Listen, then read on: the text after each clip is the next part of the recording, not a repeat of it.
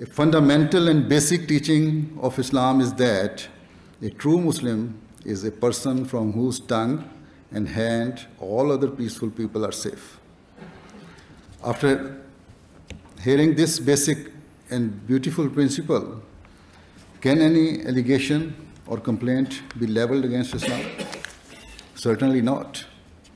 Islam teaches that only those who use their tongues and hands to spread injustice and hatred deserve to be punished. If all parties remained within the confines of this golden principle, we would find that there would never be religious disorder, and there would never be political strife, and nor would there be disorder based on greed and desire to gain power.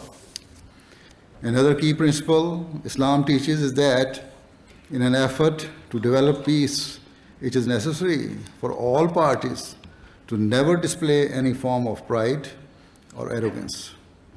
This was perfectly illustrated by the Holy Prophet, peace and blessing of Allah be upon him, when he famously said, a black person is not superior to a white person, and nor is a white person superior to a black person. Neither is a European greater or superior to any other national, nor are Africans, Asians, or people of any other part of the world. Differences of nationality, color, or ethnicity act merely as a form of identity and recognition. We all depend upon one another. Today, even the major powers like Europe or the United States cannot survive by remaining completely isolated from all others.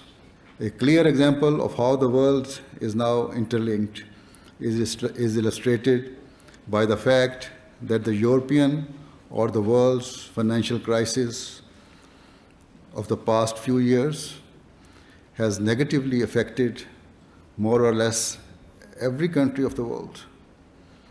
We should always remember that the people of the world, whether they are from Africa, Europe, Asia, or anywhere else, have been given great intellectual capabilities by Allah the Almighty.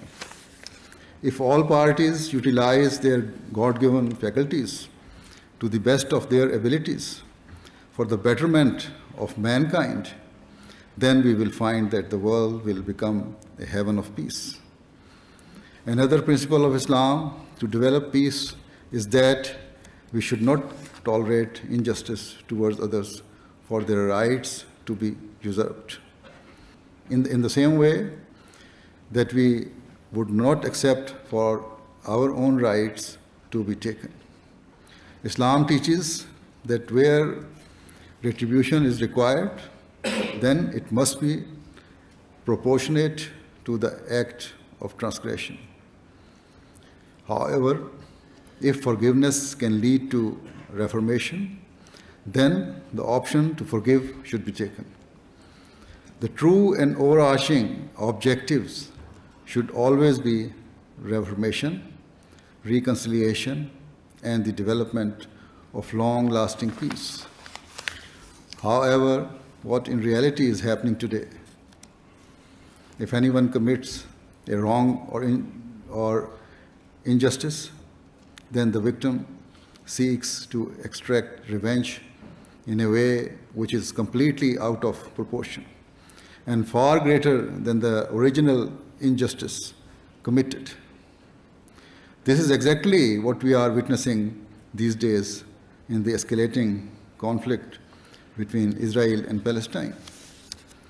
The major powers have openly expressed their outrage and concern at the situation in Syria and Libya or Egypt, even though it can be argued that they were in essence internal matters, yet they do not that concerned about the Palestinian people. Let it be clear that I am not speaking in support or favor of any particular individual country. What I wish to say is that all forms of cruelty, wherever they exist, must be eradicated and stopped. Islam teaches that peace can only be established by helping both the oppressed and oppressor in a manner that is completely impartial, free from vested interests, and devoid of all enmity. Peace is made by giving all parties an equal platform and playing field. Islam teaches that the wealth and resources of others should not be looked upon enviously. We should not covet that which belongs to others, because this too is a means for peace to be dismantled. Where appropriate, the developed nations can take a small and fair amount in return for their services, whilst the majority of these resources should be utilized to help the underdeveloped countries raise their standards of living.